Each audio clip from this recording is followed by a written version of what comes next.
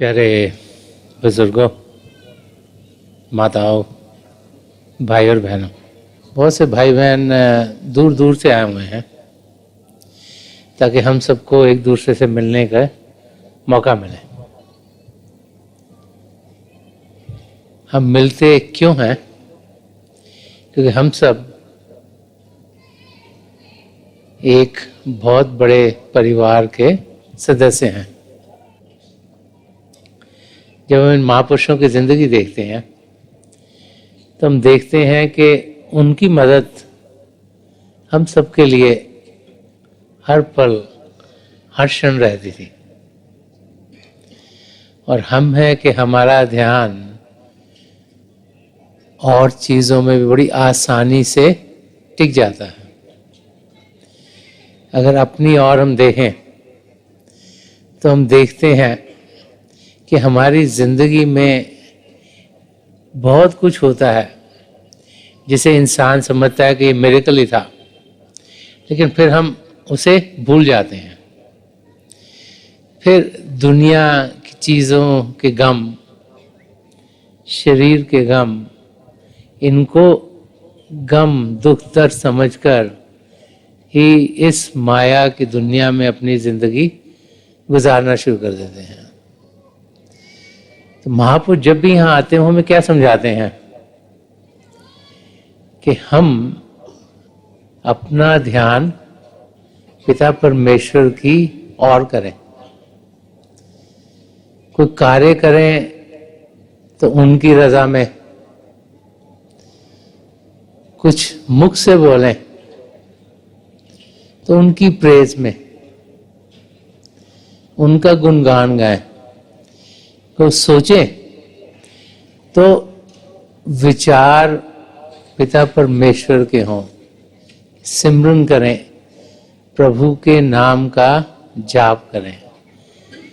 किसी भी महापुरुष की आप वाणी सुनिए, चाहे वो 100 साल पहले आए हों, 500 साल पहले, 1000 साल पहले आएंगे, 10,000 साल पहले आए हों, बार बार वो हमें यही समझाते हैं कि हम पिता परमेश्वर का गुणगान करें। तो आप लोग जो कि ये बड़ी लगन से सत्संगों में आते हो, कि हम सबको ये जानना चाहिए कि जिंदगी हमें किस किस्म की गुजारनी है। एक इंसान जिसे ज्ञानी कहा जाता है, ज्ञानी वो जिसकी बहुत समझ हो, जो समझदार इंसान हो, उसके लक्षण क्या हैं? क्या ज्ञानी वो है जिसका आईक्यू बहुत ज्यादा है? क्या ज्ञानी वो है जिसे दुनिया की बहुत सी चीजों का मालूम है? एक ज्ञानी कौन है? वो महापुरुष अपने लफ्जों में हमें समझाते चले आए हैं कि एक ऐसा इंसान जिसकी समझ सही हो, एक ऐसा इंसान जो ये जाने कि पिता परमेश्वर ने उसे जो दिया है उसका वो इस्तेमाल करे। हम सबको प्रभु ने विवेक दिया है। हम ये पैदा होते ही इस अवस्था में होते हैं कि हम ये जान सकें कि क्या सही है क्या गलत है। वो विवेक हम सबको प्रभु ने दिया है, लेकिन इस्तेमाल उसे कोई कोई करता है। गुरु तेग बहादुर जी महाराज, जिन्होंने बहुत कुछ रूहानियत के बारे में कहा, उन्होंने इस शब्द के जरिए ये समझाया है कि ज्ञानी कौन है, समझदार इंसान कौन है, और किस किस्म की जिंदगी हम जीते हैं, और क्या लक्षण हमने अपने अंदर देखने हैं, और किन सद्गुणों को ढालना है ताकि हम भी उस अवस्था को पा सकें। हम में से हर एक सच्चाई को जान सकता है। हम में से हर एक अपने आप को सही रूप में पा सकता है। हम में से हर एक अपनी आत्मा को परमात्मा में लीन होता हुआ देख सकता है। फर्क ये है कि किसने जो प्रभु ने दिया उसका इस्तेमाल किया और किसने सब कुछ होते हुए भी ध्यान कहीं और डाल दिया।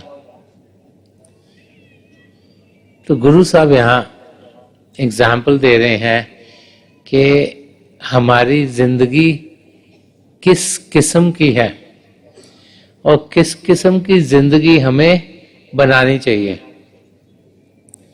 हम लोग अगर देखें तो जब सुबह उठते हैं और सारा दिन किसी न किसी कार्य में लगे रहते हैं और जब रात को सोते हैं तो सारा दिन ने हमने किया क्या,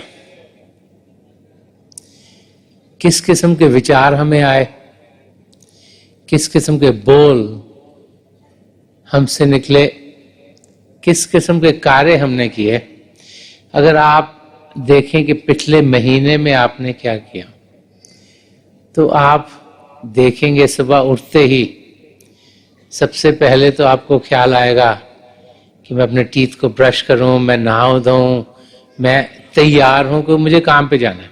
कुछ आप खाए पिएंगे और फिर काम की ओर बढ़ निकलेंगे। काम जो भी आप कर रहे होंगे कुछ ऐसा होगा जिसमें कि आप कुछ पैसे कमाएं, वो दुनिया की चीजों के साथ जुड़ा हुआ होगा। काम पर आप कई लोगों को मिलेंगे, उनसे बातचीत होगी, वो भी उन चीजों की जो दुनिया की हैं।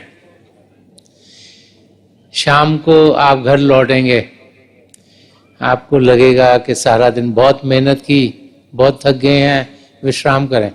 अपने आप को कुछ मनोरंजन देने के लिए आप टीवी देखेंगे, कुछ स्पोर्ट्स देखेंगे और खाना खा के फिर सो जाएंगे।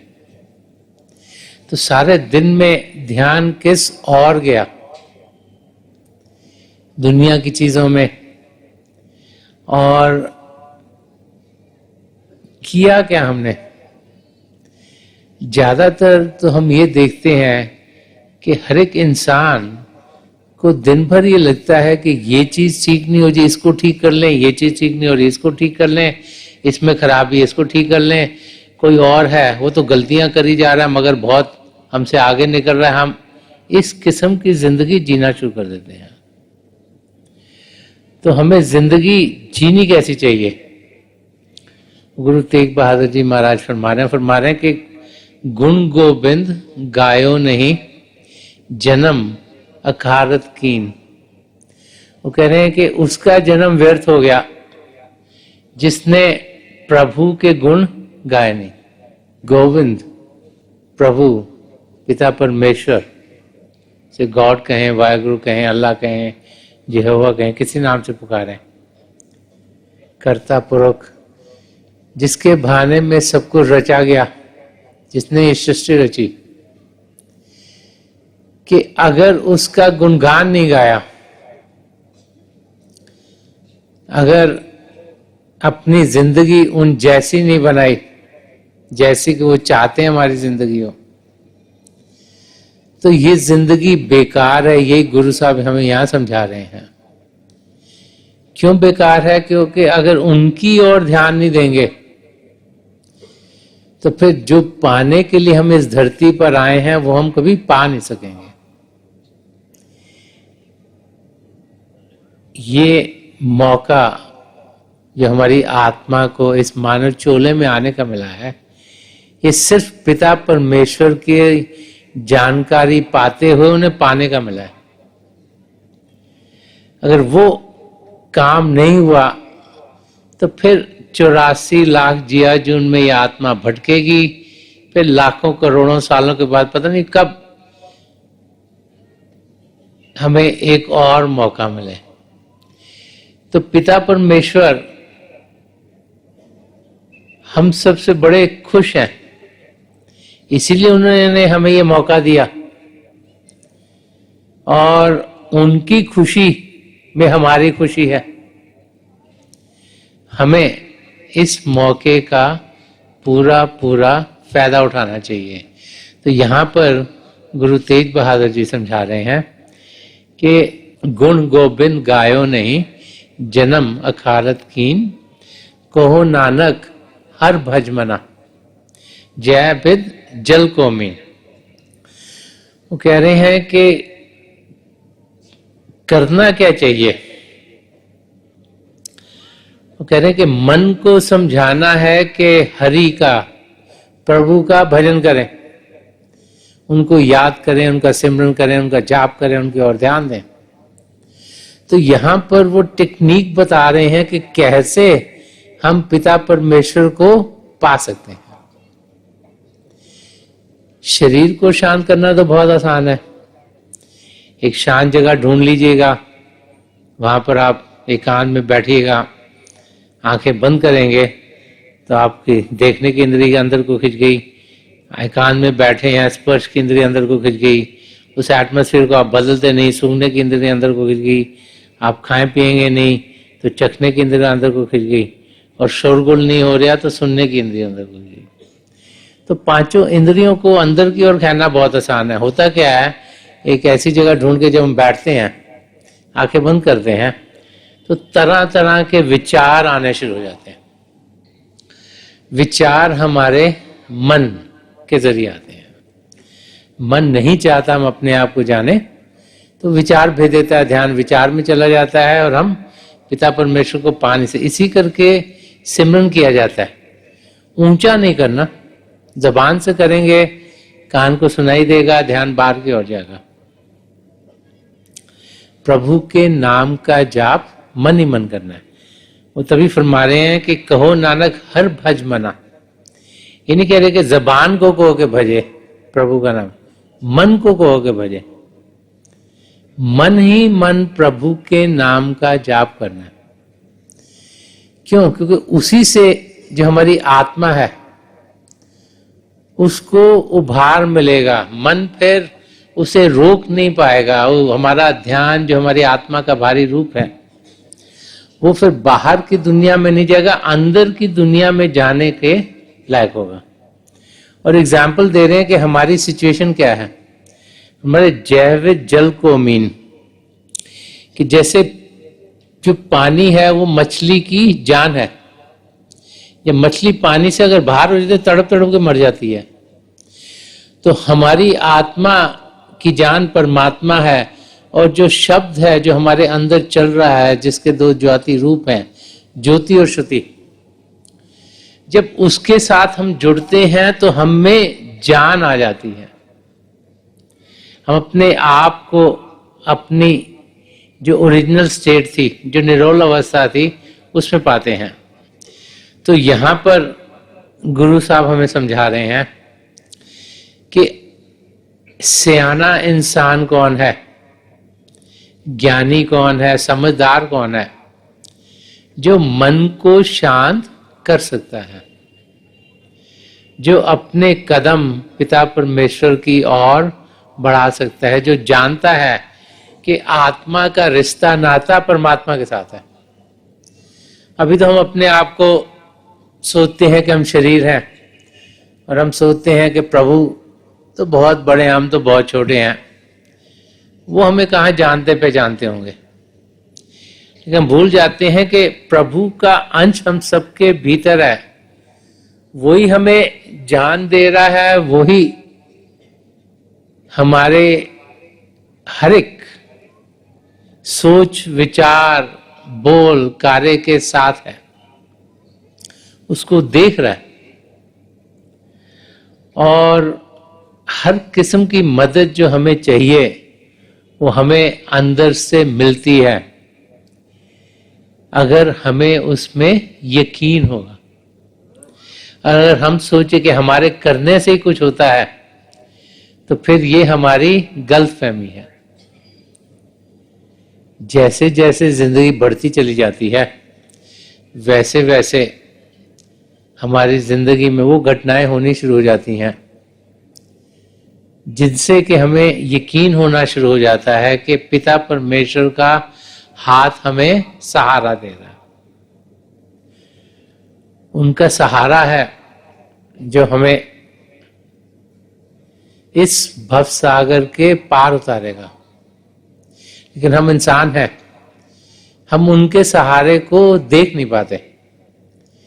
एक इंग्लिश में एक वाक्य बताया जाता है जिसे फुटस्टेप्स इन द सैंड कहा गया। वो वाक्य ऐसे बताते हैं कि एक इंसान की मौत हो गई। जब मौत हो गई तो पिता परमेश्वर के सामने वो पहुंचा, तो उसको जो उसकी जिंदगी थी उसके पद चिन्ह फुटस्टेप्स के लिहाज से दिखाई दी। उसको दिखाया गया कि देखो यहां पर ये तुम्हारे पैरों के कदम है, कि ये ऐसी जगह थी जहां पैरों के कदम खाली एक ही दिख रहे थे। फिर दिखाया गया कि यहाँ पे और पैरों के कदम यहाँ दो दो हैं, एक उसके पैर कदम एक कोई और। तो उसने जब देखा कहता हाँ देखो प्रभु यहाँ पे तो सब चीज मेरे साथ ठीक थी, तो आपके कदम मेरे साथ हैं, लेकिन यहाँ पे देखो मैं तकलीफ में था, आपने तो मुझे छोड़ ही दिया। एक ही कदम है यहाँ पर, यहाँ देखो फिर दो है, मैं खुश था, सब कुछ था, आप मेरे साथ थे, यहाँ पे तकलीफ आ गई, फिर देखो यहाँ पर एक ही कदम है। तो प्रभु हंसना शुरू हो गए। क्या जरा ध्यान से देख, क्या देखा ये जो एक एक कदम है कितने गाढ़े हैं और बड़े हैं। जब तू मुसीबत में था मैंने तुझे अपने कंधों पे उठाया हुआ था। तो हम लोग प्रभु की मदद को जानते नहीं। हम सोचते हैं कि मुश्किल आई है तो प्रभु ने शायद हमारा साथ छोड़ दिया। हम भूल जाते हैं कि हमारे कर्म जिनमें से हमें इस जिंदगी में गुजरना पड़ता है, जिसे प्रलब्ध कर्म कहते हैं, कोई प्रारब्ध कर्म कहता है, वो जो कि इस जिंदगी में हमने झेलने हैं, उनमें प्रभु की दया मेहर इतनी होती है कि मुश्किलें भी आसानी से गुजर जाती हैं। तो हमें अपने नजरिए को बदलना है और ये जानना है कि प्रभु का सहारा हमारे अंग संग है। वो सहारा दिखता तब है जब ये अंदरूनी आंख खुलती है। बाहर की आंखों से सिर्फ बाहर की चीजें देखने को मिलती हैं। जब तक ये अंदरूनी आंख खुलेगी नहीं, अंदर की जिंदगी के नजारे हम ना देख पाते हैं, ना जान पाते हैं, ना पहचान पाते हैं। तो बार बार महापुरुष यही समझाते हैं कि जिंदगी ऐसी हो जिसमें शिव नेत्र खुले, 10वां द्वार खुले और सूरत की उड़ान हो। वो तब होगी जब मन शांत होगा। इसीलिए यहां समझाया जा रहा है कि कहो नानक हर भजमना, कि मन ही मन प्रभु के नाम का जाप करेंगे, शरीर शांत हो गया, मन शांत हो गया। और उस शांत अवस्था में हम अंदर की दुनिया के नजारे देखने के लायक हो जाएंगे। आगे गुरु साहब फरमा रहे हैं, वो बता रहे हैं कि किस किस्म की जिंदगी हम सारा दिन जीते हैं। वो फरमा रहे हैं कि बिखियन सियो काहे रच्यो, निमक ना होए उदास। वो कह रहे कि हम इंसान जीते कैसे हैं। कह रहे कि अगर हम देखें तो विष से भरा हुआ हमारा व्यवहार रहता है। विखियन का मतलब है वो व्यवहार जो विष से भरा हुआ हो, पॉइजन से भरा हो। क्यों? क्योंकि हम काम, क्रोध, लोभ, मोह, अहंकार के भीतर जी रहे होते हैं। अगर सुबह से रात तक देखो तो आप क्या करते हो? कभी इसको गुस्सा करते हो, कभी चाहते हो कि वो चीज मुझे मिल जाए, कभी किसी को दिखाते हो कि आप कितने बड़े हैं, कभी जो चीज आपको लगता है मेरी है वो आपसे खोए ना है। और दुनिया के पीछे आदमी भागता रहता है। तो फरमा रहे कि विख्यन सियो काहे रचियो। तो फरमा रहे हैं कि क्यों तुमने अपनी जिंदगी ऐसी बनाई है जो विष से भरी हुई है, जिसमें पॉइजन ही पॉइजन है, जिसमें कुछ मिठास नहीं। क्योंकि अगर तुम काम, क्रोध, लोभ, मोह, अहंकार के अंदर ही जीते रहोगे तो ये जिंदगी तुम्हारी बेकार हो जाएगी। तो जिंदगी बनानी कैसी चाहिए? वो कह रहे हैं निमक ना होए उदास, कि एक पल के लिए भी तुम डिटैच नहीं होते, दुनिया के साथ जुड़े हुए हो। उदास का मतलब यह नहीं कि आदमी उदासी में हो, यहां पे उदास का मतलब है डिटैचमेंट, दुनिया से अलग होना, प्रभु की ओर ध्यान लगाना, ध्यान दुनिया से हटाना। तो फरमा रहे हैं कि एक पल के लिए भी तुम, जो जिसे विराग कहा जाता है, उस दुनिया में आप जाते नहीं। उस दुनिया में बढ़ोगे तो असलियत आपके लिए खुलनी शुरू हो जाएगी और फिर आप अपनी मंजिल की ओर बढ़ना शुरू हो जाओगे। हम लोग सुबह से रात तक सोचते हैं कि दुनिया में ये ले लें, दुनिया में वो ले लें, दुनिया में ये कर लें, दुनिया में वो कर लें। तो यहां पर हमें गुरु साहब समझा रहे हैं कि जिंदगी ऐसी जिए जिसमें कि हम इस दुनिया में जीते हुए इससे अलग हों। एग्जाम्पल, कमल के फूल का हर वक्त दिया जाता है कि कमल का फूल का गंदगी में होता है, लेकिन खिलता उसके ऊपर उठ के है। हम इस माया की दुनिया में भेजे गए हैं, लेकिन इस माया की दलदल में जीते हुए इससे हम बाहर उठ सकते हैं। यही यहाँ गुरु साहब हमें समझा रहे हैं। और फिर हमारे कहो नानक भज हर मना, परे ना जम की फास। वो कह रहे हैं कि जिसने मन ही मन प्रभु के नाम का जाप किया, जिसने सिमरन किया, जिसने शरीर को शांत किया, मन को शांत किया, जिसका शिव नेत्र खुला, उसको फिर जो यमराज है उसकी फांसी नहीं होगी। तो ये बता रहे हैं कि वो इंसान जिन्हें नाम की देन मिल गई, जिन्हें एक पूर्ण महापुरुष ने, जिनका ये शिव नेत्र खोला, 10वां द्वार खोला, तो फिर उनकी आत्मा का हिसाब किताब हमारे सदगुरु के हाथ में चला जाता है। हम 84 लाख जिया जून से छुटकारा पा लेते हैं। नहीं तो जैसी करनी वैसी भरनी, कर्मों का विधान, जैसे सोच, जैसे बोल, जैसे कार्य, वैसे ही हमारा भुगतान होता है। तो यहां समझा रहे हैं कि कैसे हम यमराज के चुंगल से निकल सकते हैं। कि ध्यान अंदर की दुनिया में करें, ये शिव नेत्र खुला हुआ हो, अभ्यास करें, हमारे सदगुरु का नूरी स्वरूप यहाँ होगा तो वही हमारी आत्मा का फिर ख्याल करते हैं और हमें यमराज के हाथों से निकाल के बचा के ले जाते हैं। तुलसी साहब ने भी कुछ ऐसे ही फरमाया। वो भी बता रहे हैं कि हम लोग इस दुनिया में काम, क्रोध, लोभ, मोह, अहंकार से कैसे गिरे हैं। वो फरमाते हैं कि एक दिल लाखों तमन्ना, उस पर और ज्यादा हवस। एक दिल लाखों तमन्ना, हर एक इंसान के अंदर तमन्ना ही तमन्ना है।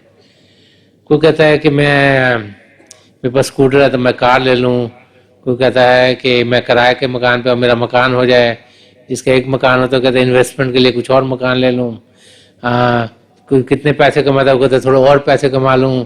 तो हमारे अंदर इच्छाएं, तमन्नाएं बढ़ती जा रही हैं।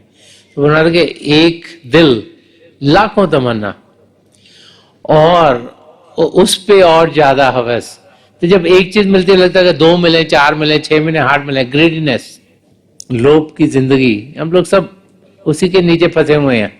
तो वही पॉइंट ले रहे हैं कि काम, क्रोध, लोभ, मोह, अहंकार से हम घिरे हुए और फरमा रहे हैं फिर ठिकाना है कहाँ उसके बिठाने के लिए। अगर दिल तो हमारा तमन्नाओं से भरा हुआ है, एक खत्म होती नहीं दूसरी शुरू हो जाती है।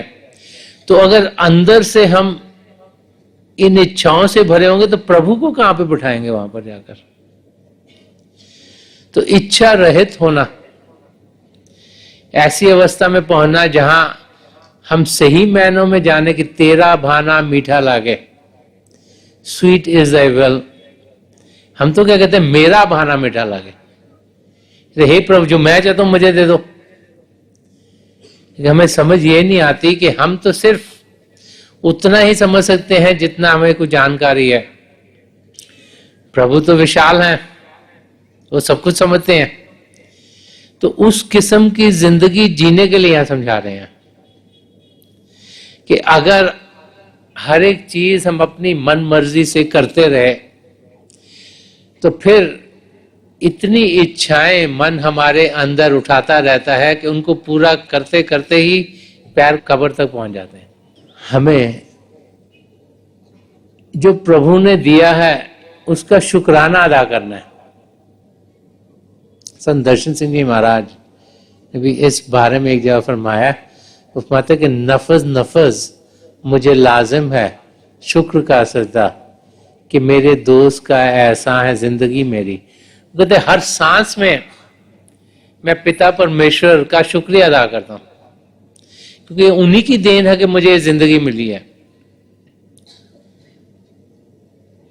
इस किस्म की जिंदगी महापुरुष समझाते हैं हमें जीनी चाहिए, फिर हम अपनी मंजिल तक जरूर पहुंचेंगे। और गुरु साहब आगे समझा रहे हैं, गुरु तेग बहादुर जी महाराज समझा रहे हैं कि 5 तत्व को तन रचियो। बता रहे हैं कि हम 5 तत्वों से बने हुए हैं, जानो चतुर सुजान। कह रहे हैं कोई जो सियाना इंसान है, कोई सुजान है, कोई ज्ञानी है, वही समझता है कि हम 5 तत्वों के बने हैं। ज्यादा लोग तो समझते हैं हम बने, हमने कभी कुछ हमसे होगा ही नहीं, कोई चीज खराब होगी नहीं हमारे साथ। भूल जाते तो एक मशीनरी है। जैसे जैसे उम्र बढ़ती है कुछ ना कुछ तो गड़बड़ होती है, कभी किडनी में फेलियर हो रहा है, कभी लिवर में ट्रबल हो रही है, कभी अपेंडिसाइटिस में गड़बड़ हो गई, कभी लंग्स काम नहीं कर रहे, कभी हार्ट में गड़बड़ हो गई। तो जैसे कार ले लो, समय के साथ उसमें भी कुछ ना कुछ खराबी होनी शुरू हो जाती है। तो शरीर में कुछ ना कुछ खराबी होगी, एक दिन ये बंद हो जाएगा, हम कहेंगे कि इंसान की मौत हो गई।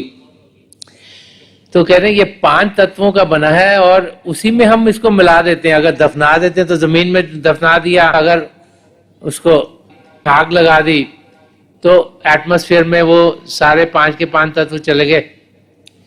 तो कि हम 5 तत्वों के बने हैं ये, और ये हमारा एक टेम्पररी घर है, ये असली घर नहीं, ये सिर्फ हमारी आत्मा ने रखा हुआ है इस समय के लिए।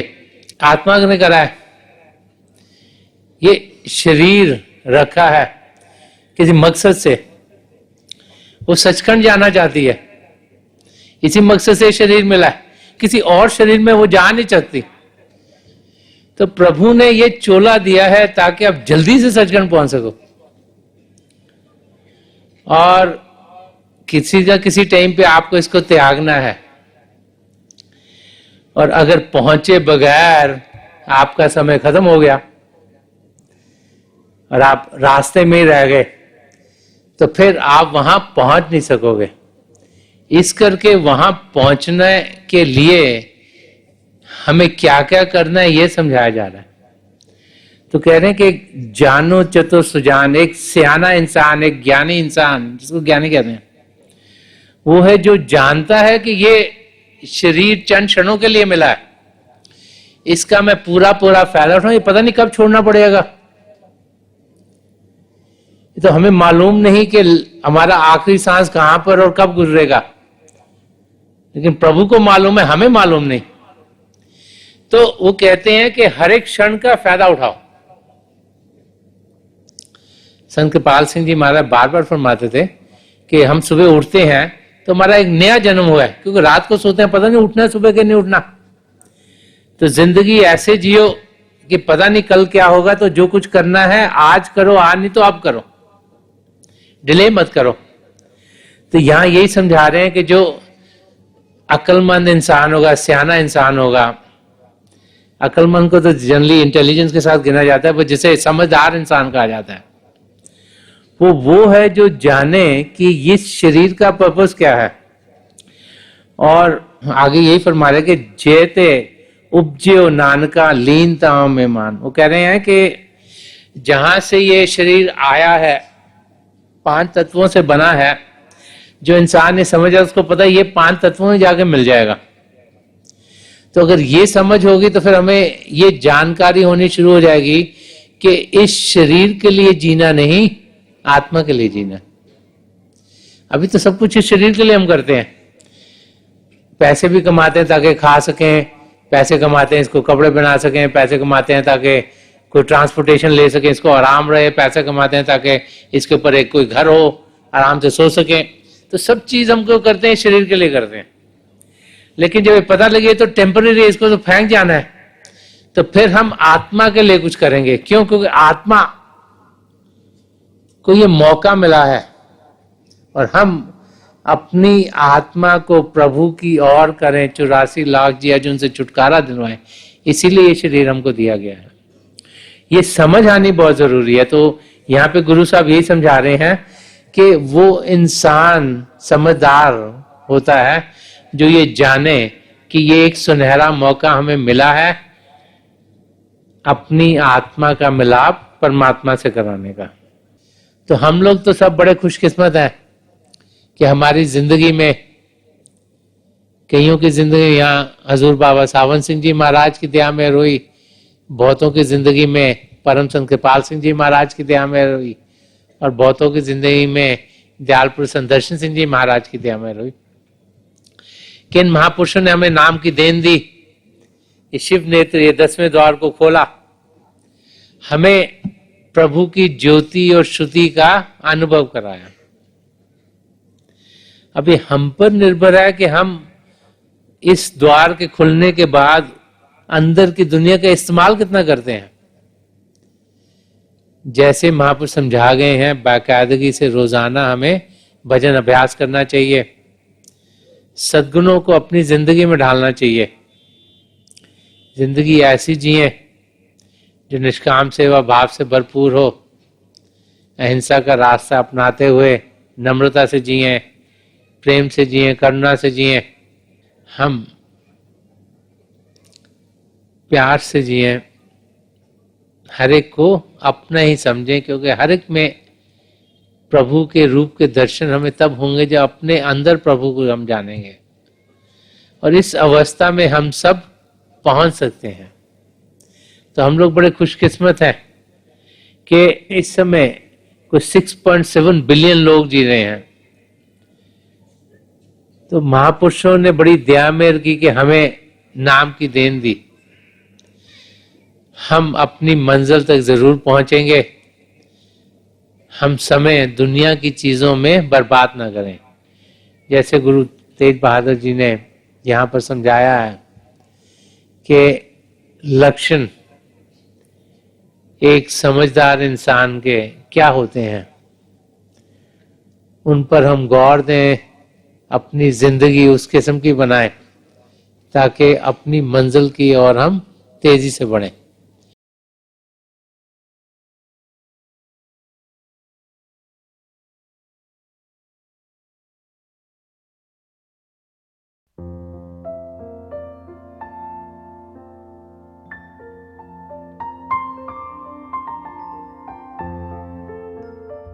तो थोड़ी देर के लिए हम सब अभ्यास के लिए बैठ जाएं। आप जहाँ भी बैठे हैं आराम से बैठिएगा, अपनी आंखें बंद कर लीजिएगा। ये आई बॉल्स आँखों के डरने सीधे सामने फोकस हो, जैसे 8-10 सामने आप फोकस हो। आंखें बंद करते ही वो भाई बहन जिन्हें नाम की देन मिली आप सिमरन कीजिएगा, और जो भाई बहन यहाँ नए हैं आप पिता परमेश्वर के किसी भी जाति नाम का जाप कीजिएगा। जाप मन ही मन करना, ऊंचा नहीं दोहराना। मेरी प्रभु के चरण कमलों में, और जो पिछली सेंचुरी के महापुरुषों हैं हजूर बाबा सावन सिंह जी महाराज, परम संत कृपाल सिंह जी महाराज और दयालपुर संदर्शन सिंह जी महाराज के चरण कमलों में यही प्रार्थना है कि जो जो हम सबके लिए बेहतर हो ये महापुरुष हमें दें, हमें सबके साथ जोड़ें और हमारे भीतर प्रभु की ज्योत के हमें दर्शन करवाएं। थोड़ी देर में मैं आपको इस बैठक से उठाऊंगा और मेरी शुभकामनाएं आप सबके साथ हैं।